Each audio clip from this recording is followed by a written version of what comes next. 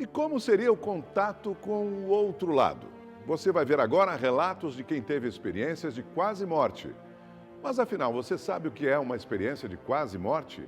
E mais importante, você acredita em contato com o além? Estamos em Vitória, capital do Espírito Santo. É aqui que vive o advogado e escritor Anaximandro Amorim. Quem o vê relembrando as boas memórias da infância, não imagina que eles, os carros, teriam um papel importante na maior experiência que teve na vida. E tudo começou após um gravíssimo acidente, que ele mesmo explica. Eu estava de carona, foi 7 de setembro de 2009, eu ia correr na praia e um amigo meu comprou um carro novo, um carro esporte, e aí me convidou para botar o carro na estrada.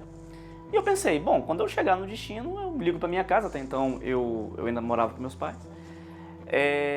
E aí nós colocamos o carro na estrada, e apesar dos pesares é uma pessoa muito prudente, não é? Muito consciente. E uma motorista em alta velocidade, uma motorista que estava em alta velocidade, tomou uma fechada, ela alega que tomou uma fechada de um carro, perdeu o controle e veio na nossa direção e se chocou. Foi uma colisão frontal. E o cinto de segurança lacerou meu intestino, cortou por dentro o intestino. Tive o que se chama de peritonite. Anaximandro ficou em coma por mais de uma semana. O coma é uma condição médica gerada pela redução da atividade elétrica no cérebro. Assim, o corpo não tem nenhum estímulo, o que denuncia falha no sistema nervoso central. Foi nessa época que Anaximandro teve uma experiência de quase morte. E aí quando eu entrei para a primeira cirurgia, eu, entre aspas, morri. Porque eu não me lembro de mais nada. Aí começa realmente essa experiência de quase morte. Eu fui realmente para esse lugar, né? E eu acredito que eu fui. Foi uma experiência muito contundente para mim. A experiência de quase morte do escritor capixaba Anaximandro Amorim foi tão marcante em sua vida que ele resolveu escrever um livro. Lá, ele relata detalhes impressionantes dos momentos que vivenciou.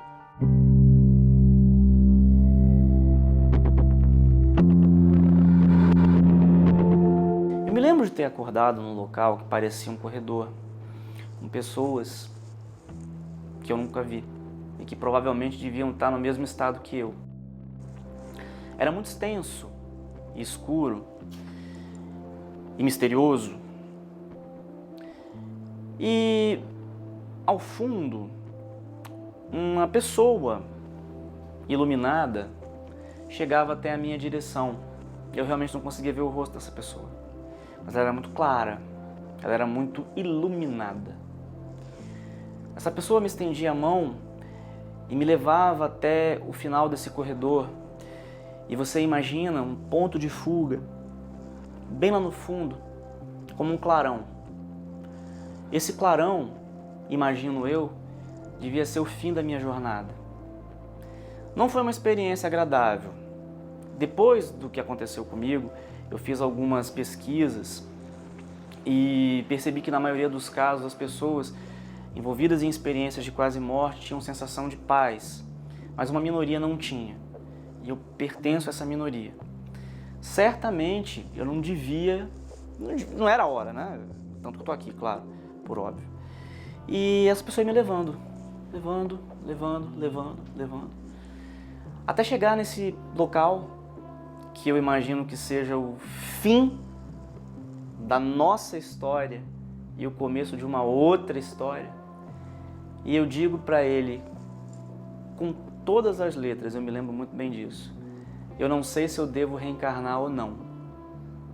E a partir daí eu abro os olhos. Mas afinal, o que é uma experiência de quase morte? Diz a ciência que esse fenômeno seria uma alucinação de quem está em coma. As visões seriam sintomas da perda de consciência profunda e que apareceram em condições de estresse físico e neurológico. E você, acredita na experiência de quase morte? Conhece alguém que já passou pela experiência? Não, não tem. E você acredita nesse tipo de experiência? Acredito. Biblicamente, depois que a gente morre, acabou. Por isso. Pelo conhecimento que eu tenho bíblico, entendeu? Eu não acredito. Eu nunca tive não, mas não conheço não. Essa experiência não. Você acredita nesse tipo de experiência? Não acredito não. Uma pesquisa feita em 1982 apontava que 8 milhões de americanos já tinham tido experiências de quase morte. Aqui no Brasil, não há um consenso.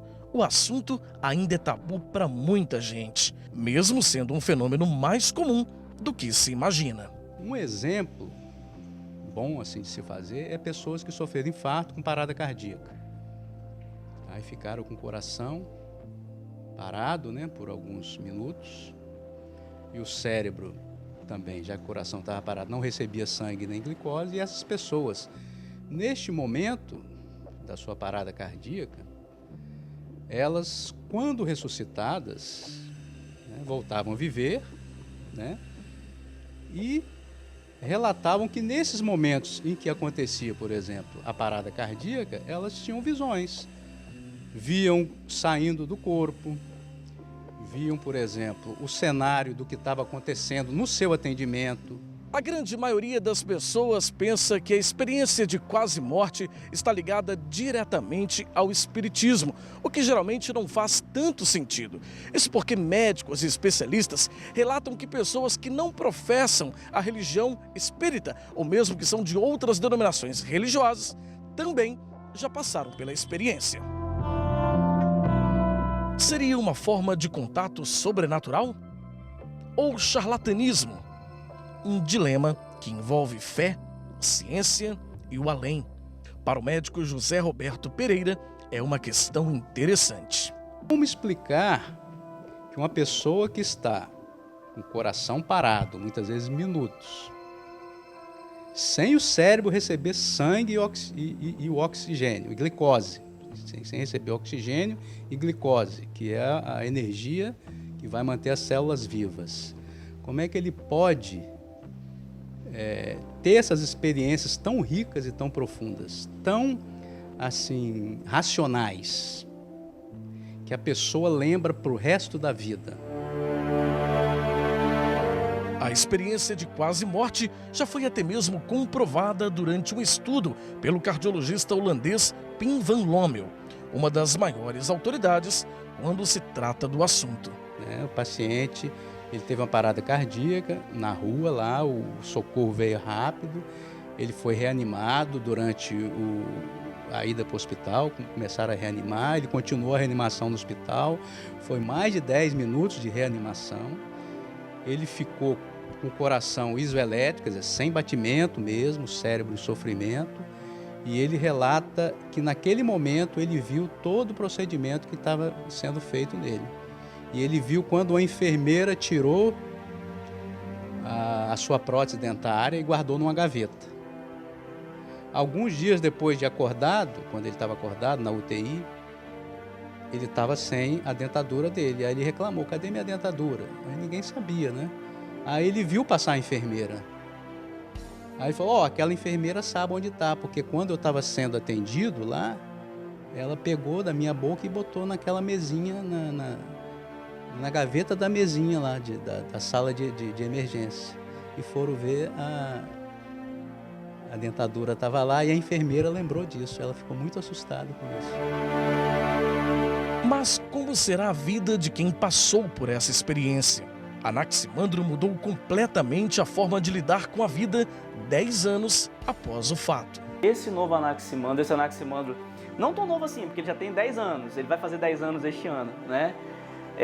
Esse Anaximandro que renasceu, e eu faço 2 aniversários, eu comemoro o 7 de setembro, eu comemoro o 7 de setembro e o dia do meu nascimento, falo que é o nascimento e o renascimento.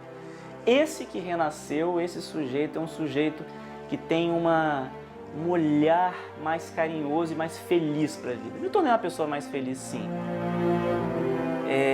E essa busca de transcendência é uma coisa que ficou muito forte depois dessa experiência de quase morte. Porque eu vi a morte de muito perto. E isso muda muito a gente. Parece um clichê de filme, né, de novela, mas não, isso é verdade. Isso muda muito a ideia que a gente tem, até a concepção que a gente tem da própria vida.